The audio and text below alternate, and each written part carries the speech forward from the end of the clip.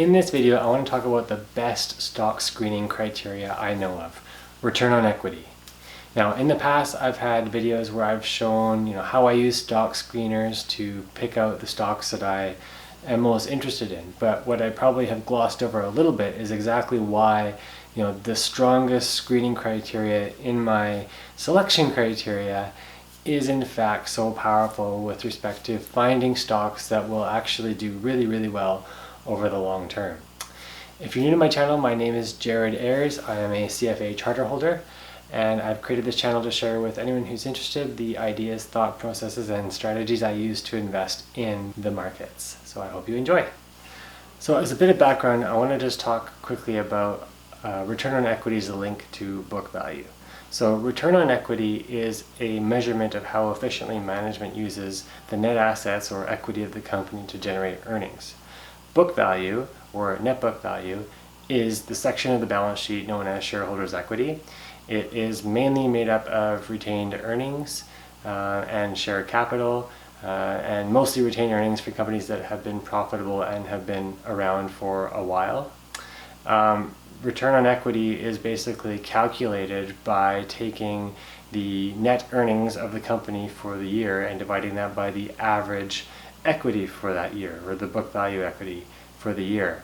So in that light, you can look at return on equity as being a measurement of the percentage increase in book value of the company on an annual basis. So that's kind of the first premise I want to talk about. The next thing I want to talk about with respect to return on equity is its relationship to valuation. So one of the long-standing measures of value for companies is the price to book value measurement, especially for value investors. And this was probably made most famous by Benjamin Graham's book, Security Analysis. Benjamin Graham, of course, being one of Buffett's early mentors, and his whole concept around finding value in companies is finding a company that is trading at a price below its book value.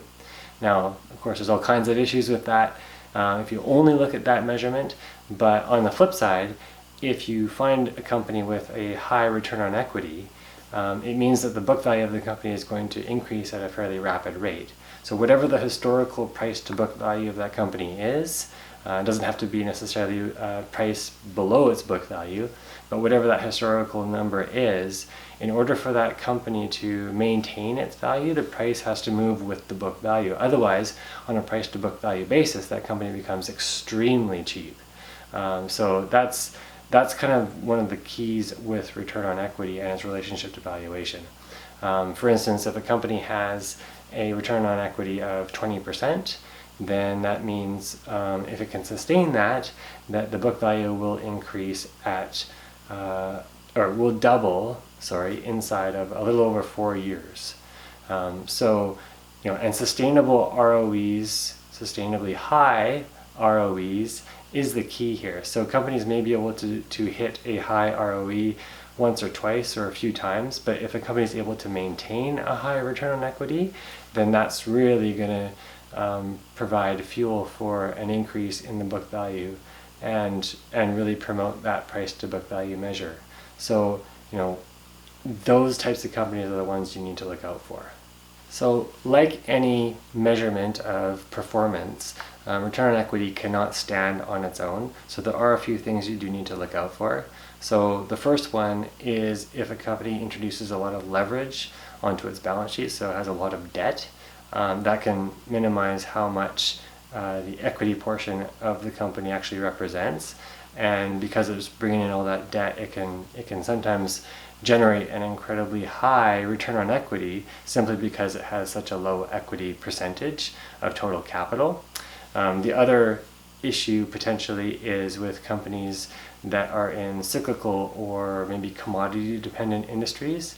What can happen is the company can post several years of losses, pushing down retained earnings to at or below or close to zero levels, really reducing that equity portion, and then have a sort of subsequent to the cyclical downturn a few good years where it shows really high return on equity.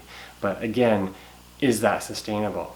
So one of the measures I use in conjunction with return on equity, just to make sure that there's a decent amount of realness or fortitude to that measure, is return on assets.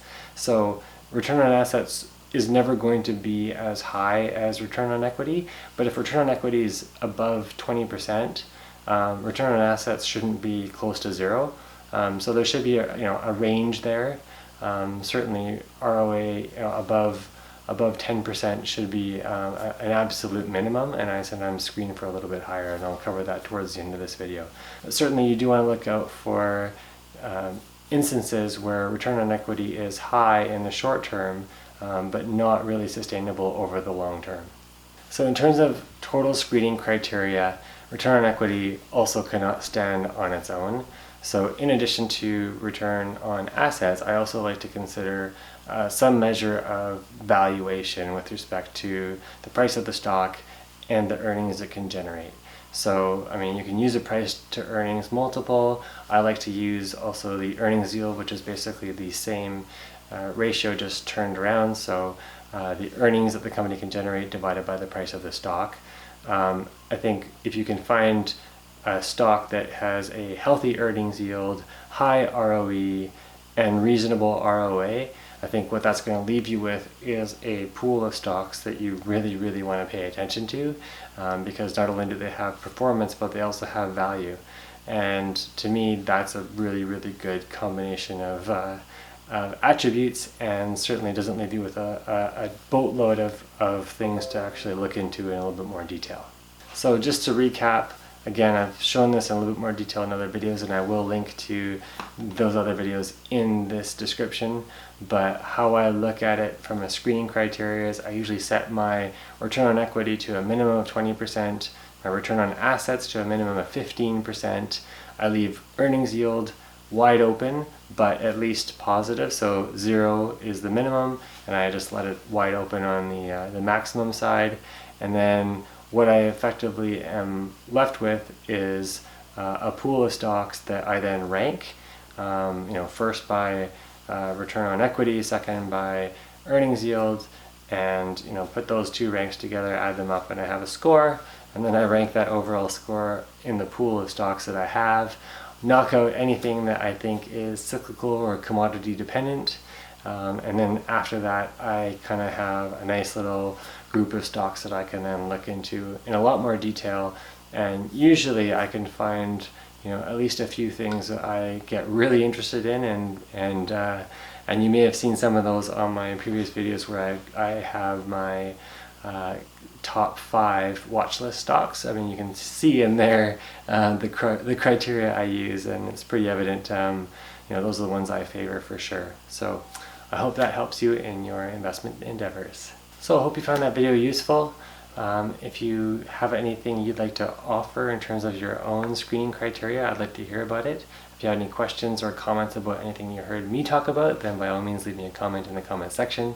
If you did like the video, do give me a thumbs up, hit the like button.